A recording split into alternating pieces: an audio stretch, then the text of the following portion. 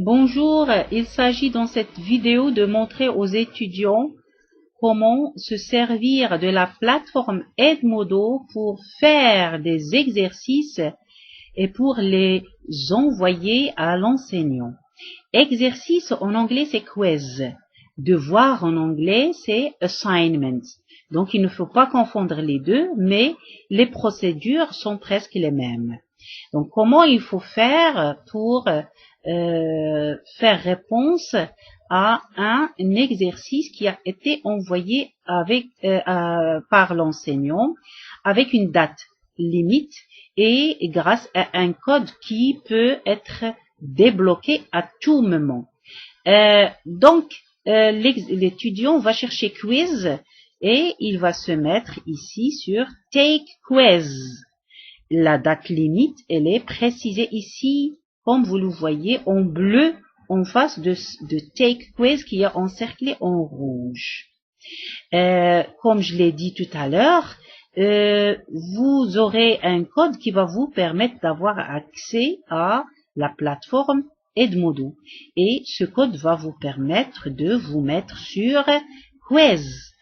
Si vous envoyez votre devoir, votre quiz exercice à temps, donc vous respectez le délai. Sinon, la plateforme Edmodo ne va pas accepter votre exercice à moins que l'enseignant débloque la date débloque le code qu'il vous a envoyé. Donc, lorsque vous cliquez sur Take Quiz, vous allez vous retrouver sur cette page. Ici, en haut, c'est à côté de la croix rouge, vous allez trouver la description du titre de l'exercice. Ici, c'est la déclaration de l'indépendance.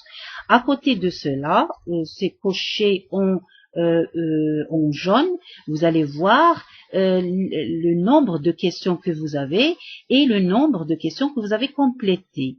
À côté de cela, le temps est mesuré. Vous allez voir combien de temps vous êtes en train de consumer au fur et à mesure que vous faites votre exercice. À gauche, ici, vous voyez les questions. Question 1, 2, 3. Chaque fois que vous terminez une question, il y a, vous la cochez. Elle est cochée automatiquement.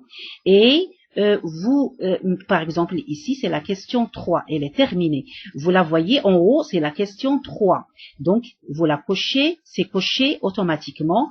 Et vous allez vous mettre sur la question numéro 4. Une fois vous terminez la question numéro 4, il va automatiquement être coché et vous allez vous mettre sur la question numéro 5. Donc, il s'agit de 5 questions et chaque fois que vous terminez une question, elle va s'afficher en haut. Au lieu de 3, vous allez avoir 4 et finalement, vous allez avoir 5 sur 5 questions qui sont complétées. Lorsque vous aurez terminé, vous allez cliquer sur Submit en haut et il va être envoyé.